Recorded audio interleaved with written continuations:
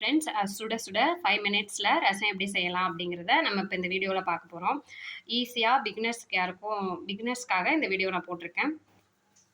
வாங்க வீடியோக்குள்ளே போகலாம். ரசம் செய்ய போகிறேன். எப்படி செய்யணும்னு பார்த்தீங்கன்னா, இவ்வளோ புளி எடுத்துக்கோங்க, கொஞ்சமாக எடுத்துக்கோங்க. நல்லா புளிக்கிற புளினா கொஞ்சமாக எடுத்துக்கோங்க, இல்லைன்னா இன்னும் கொஞ்சம் எடுத்துக்கோங்க. இது நான் 2 பேருக்கு எப்படி ரசம் செய்கிறது அப்படிங்கிறதுக்காக இவ்வளோ புளி எடுத்து ஊற வச்சுருக்கேன். நீங்கள் வந்து இமீடியட்டாகவே உங்களுக்கு புளி சாறு வேணும்னா, நீங்கள் வந்து இதை வந்து தண்ணியில் போட்டுட்டு கொஞ்சம் நேரம் அடுப்பில் கொதிக்க விட்டிங்கன்னா புளி பேஸ்ட் வந்து கிடச்சிரும். அதை நம்ம வந்து யூஸ் பண்ணிக்கலாம். இதுக்கு வந்து நான் ஒரு தக்காளி எடுத்திருக்கேன். இப்போ வந்து நம்ம ஊற வச்ச புளியை வந்து நல்லா கரைச்சிக்கலாம். இது வந்து நான் 2 பேருக்கு பண்ணுறேன். அதனால் கொஞ்சமாக நம்ம வந்து கரைச்சிக்கிறோம். புளியை கரைச்சி எடுத்துகிட்டு இதில் நமக்கு தேவையான தண்ணி, உங்களுக்கு எவ்வளோ ரசம் வேணுமோ அந்த அளவுக்கு தண்ணி ஊற்றிக்கோங்க. எனக்கு வந்து 2 பேருக்கு சாப்பிட்றது போதும், நான் கொஞ்சமாக வச்சுக்கிறேன். போதும், எனக்கு இந்த அளவு போதும். இதுக்கு வந்து நான் ஒரு தக்காளி போட்டுக்கிறேன். எப்பயுமே ஒரு தக்காளி 2 பேருக்குன்னா ஒரு தக்காளி போதும், நார்மல் சைஸ் தக்காளி. நீங்கள் கொஞ்சம் நிறைய பண்ணுறீங்கன்னா 2 தக்காளி அது மாதிரி போட்டுக்கோங்க. தக்காளி நல்லா புளிப்பாக இருந்துச்சுன்னா புளியை கொஞ்சம் கம்மி பண்ணிக்கலாம். நீங்கள் கரைச்சிட்டு மீன் குழம்புக்கெல்லாம் ஊற்றி பார்க்குற மாதிரி வாயில் ஊற்றி பார்த்துக்கோங்க. புளிப்பு உங்களுக்கு தேவையா, நல்லா புளிப்பாகவே இருக்கு. புளிப்பு பத்தலை அப்படின்னா நீங்கள் இன்னொரு தக்காளி போட்டுக்கோங்க.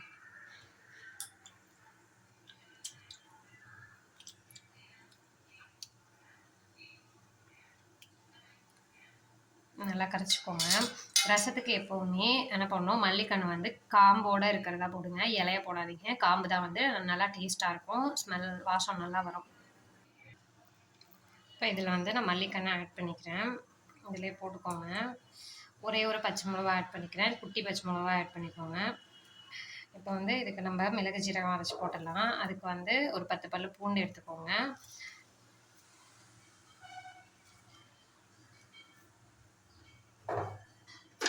கொஞ்சமாக மிளகு சீரகம் போட்டுக்கோங்க.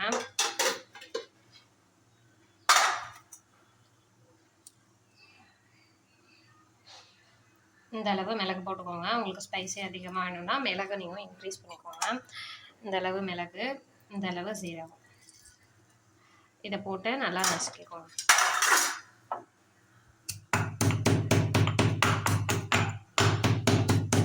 மிளகு நல்லா நசுங்கணும். பூண்டு ஒன்றும் பாதியாக நசுக்கினா போதும், சீரகம் நசுக்கணுங்கிற அவசியம் கிடையாது. அப்படின்னா அதை நசுங்குறபடி நசுக்கணும். நம்ம வந்து மிளகை மட்டும் நல்லா ஒன்று பாதியாக உடச்சிக்கணும்.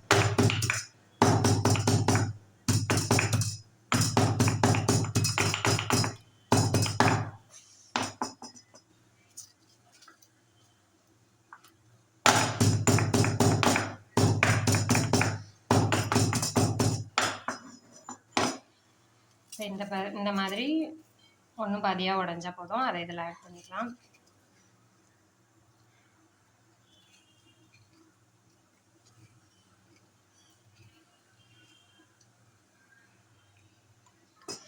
இதில் வந்து நம்ம இப்போ மஞ்சத்தூள் ஆட் பண்ணோம்.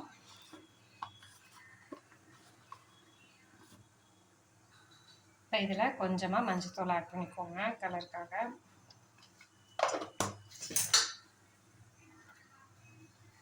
கொஞ்சமாக பெருங்காயத்தூள் போட்டுக்கோங்க. கட்டி பெருங்காயம் இருந்தால் கட்டி பெருங்காயம் இருந்துச்சுன்னா நீங்கள் வந்து தாளிக்கிறப்ப போட்டுக்கலாம். நான் வந்து தூள் பெருங்காயம் இதில் கொஞ்சம் போட்டுக்குவேன், அப்புறம் தாளிக்கிறப்ப கொஞ்சம் போட்டுக்குவேன். அதனால் இதை போட்டுக்கோங்க. உப்பு வந்து எப்பயுமே ரசத்தை வந்து இறக்கி வச்சு தான் உப்பு போடுவாங்க.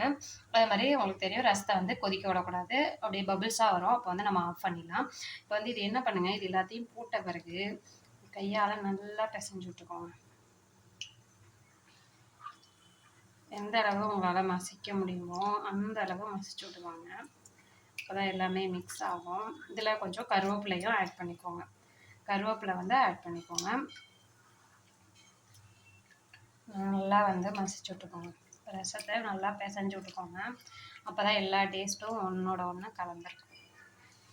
ஓகேவா? இப்போ வந்து இதை வாயில் ஊற்றி பார்த்துக்கோங்க. புளிப்பு உரப்பு எல்லாம் கரெக்டாக இருக்காது. எனக்கு எல்லாமே கரெக்டாக இருக்கும். உரப்பு பத்தலைன்னா இன்னும் கொஞ்சம் மிளகுத்தூள் போட்டுக்கலாம். அடுப்பு பற்ற வச்சுக்கோங்க. ரசம் தாளிக்க சட்டி வச்சுக்கிறேன். இதுக்கு நீங்கள் நெய் இருந்தால் ஒரு ஸ்பூன் நெய் ஊற்றிக்கலாம். நெய் இல்லை அப்படின்னா நார்மல் ஆயிலே ஊற்றிக்கலாம். கொஞ்சமாக ஊற்றிக்கலாம். இதுக்கு எண்ணெயெல்லாம் ரொம்ப தேவையில்லை. எண்ணெய் எப்பயுமே சாப்பாட்டில் கம்மியாக யூஸ் பண்ணிக்கோங்க. டேஸ்ட் தரும், ஆனால் ஹெல்த்துக்கு டெய்லி நம்ம வீட்டில் சாப்பிட்றதுக்கு அது ஹெல்த்தி கிடையாது. அதனால் எப்பயுமே நான் வந்து கம்மியாக தான், எண்ணெய் எவ்வளோ கம்மி பண்ண முடியுமோ அவ்வளோ கம்மி பண்ணுவேன். நல்லா சூடு வந்தோடனே 1 2 கடுகை போட்டு பாருங்கள். பொரித்த பிறகு அடுத்தது போடலாம். இதில் ரசத்துக்கு தாளிப்பு தேவையில்லை, அப்படியே கொதிக்க வச்சிடலாம். இருந்தாலும் தாளிக்கணும் அப்படிங்கிறதுக்காக நம்ம தாளிக்கிறோம். நெய் ஊற்றி தாளிப்பாங்க. நானும் சில சமயம் நெய் தான் ஊற்றுவேன். இப்போ நீங்கள் எல்லாம் பார்க்குறீங்கிறதுனால ஆயில் ஊற்றிருக்கேன். ஒரே ஒரு ஸ்பூன் நெய் ஊற்றிக்கோங்க.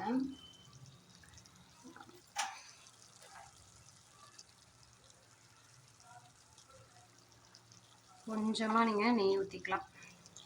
இந்தளவு நெய் ஊற்றிக்கோங்க. அது வந்து அந்த வாசம் தரும், அதுக்காக. இப்போ வந்து சூடு வந்துருச்சு. இப்போ வந்து என்ன பண்ணுங்கள், கடுகு போடுங்க. கொஞ்சமாக போட்டுக்கிட்டால் போதும் கடுகு. நம்ம ஆல்ரெடி சீரகம் வந்து அதில் போட்டு இடிச்சிருக்கோம். இருந்தாலும் நெய்யில் சீரகம் பொரிஞ்சால் கொஞ்சம் வாசமாக இருக்கும். அதனால் ஜீரகம் கொஞ்சம் இதை போட்டுக்கோங்க. இது பொரியிறப்ப கொஞ்சோண்டு பெருஞ்சீரகம், பெருங்காயம். பெருங்காயம் நம்ம அதுலேயும் போட்டிருக்கோம். நீங்கள் கட்டி பெருங்காயம்னா இதில் போட்டுக்கோங்க, அப்போ தான் பொரிஞ்சிடும். கட்டி பெருங்காயம் இல்லைன்னா இதில் போட்டுக்கோங்க. இப்போ இது பொரிஞ்ச பிறகு நீங்கள் டேரெக்டாக அந்த நம்ம இதிலே எல்லாமே போட்டோம் இல்லையா, அதை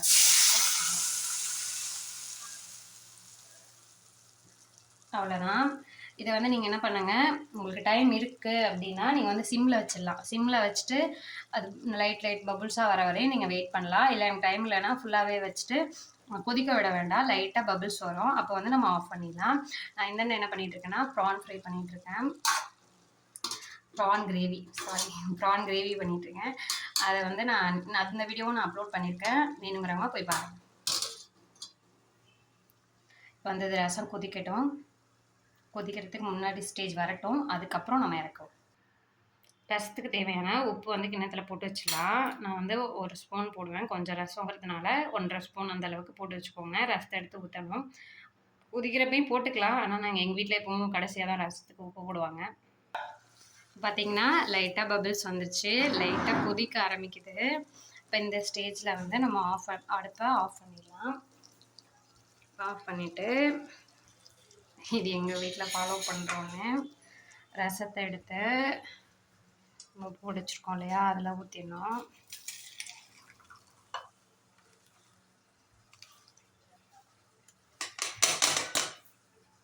ஊற்றிட்டு டக்குன்னு நீங்கள் ஏதோ ஒரு மூடி எடுத்து மூடிடுங்க, இல்லைன்னா ரசத்தோட வாசம் போயிடுமா. அதனால் ரசத்தை எப்போயுமே எடுத்து ஊற்றிட்டு மூடிடணும். இது வந்து சிம்பிளாக ஒரு 5 மினிட்ஸில் நான் ரசம் எப்படி செய்கிறதுன்னு உங்களுக்கு காட்டியிருக்கேன். மேலும் வீடியோக்களுக்கு சப்ஸ்கிரைப் பண்ணவும்.